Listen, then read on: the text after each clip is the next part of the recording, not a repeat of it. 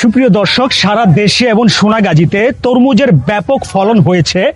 এইমাত্র একটি চালান কিন্তু এসে পৌঁছেছে। আমি যদি একটু ক্যামেরাটা সামনে আনি, যদি দেখাই, এই দেখেন ব্যাপক তরমুজের যেই চাষ, সেই চাষের কি পরিমাণ যে চালান বা কি পরিমাণ তরমুজ ঢুকতেছে আমাদের সোনাগাজীতে, তার একটা চিত্র আমি কিন্তু এখন তুলে ধরছি। প্রচুর পরিমাণ তরমুজ কিন্তু নামাচ্ছে। এই দেখেন কি বড় একটা তরমুজ, হিউজ পরিমাণ, অনেক বড় একটা সাইজের তরমুজ।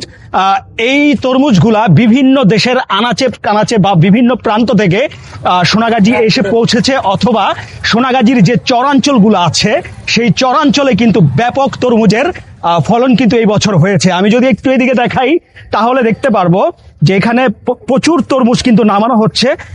একে একে ভাবে সারিবদ্ধভাবে বিভিন্ন ধরনের, বিভিন্ন সাইজের, বিভিন্ন ঢঙের, বিভিন্ন রঙের তরমুজ কিন্তু এখানে অলরেডি নামানো শুরু হয়েছে।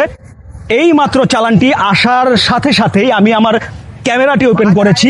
ক্যামেরাটি ওপেন করার সাথে সাথে আমি দেখাতে চলেছি যে চালানটা, সেটা একটা, এটাকে লেগুনা বলে আমাদের ঢাকাইয়া ভাষায়, বা এই আঞ্চলিক ভাষায় বলে টমটম বা উপকূল। সেই উপকূলের মাধ্যমেই কিন্তু সেই তরমুজের চালানটা এখন আসছে। তো তরমুজের ব্যাপক ফলন কিন্তু এই বছর হয়েছে। তবে রমজানের যে তরমুজ, সেই তরমুজটা কিন্তু আমরা এই বছর, যে পাকা তরমুজটা, সেই পাকা তরমুজ আমরা রমজানে উপভোগ করতে পারি নাই। বাট রমজানের এক মাস পরে বা ঈদের এক মাস পরে বা ঈদের এই কয়দিন পরেই কিন্তু তরমুজের যেই অরিজিনাল যেই পাকা তরমুজটা, সেই পাকা তরমুজটা কিন্তু এই মুহূর্তে এসে পৌঁছেছে। অথবা বিভিন্ন যে সাইজের পূর্ণাঙ্গ যে তরমুজের সাইজ, যে পূর্ণাঙ্গ যে তরমুজের ধরন, সেই তরমুজের ধরন কিন্তু এখন আপনারা নিতে পারবেন। বা এখন যদি তরমুজটা এনজয় করেন, আপনারা সুন্দরভাবে সেই তরমুজের পাকা তরমুজটা এনজয় করতে পারবেন।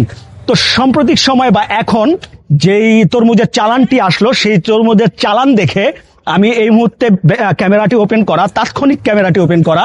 তো আপনারা দেখতেই পাচ্ছেন যে বিপণী বিতানগুলোতে তরমুজ কিন্তু নামানো হচ্ছে।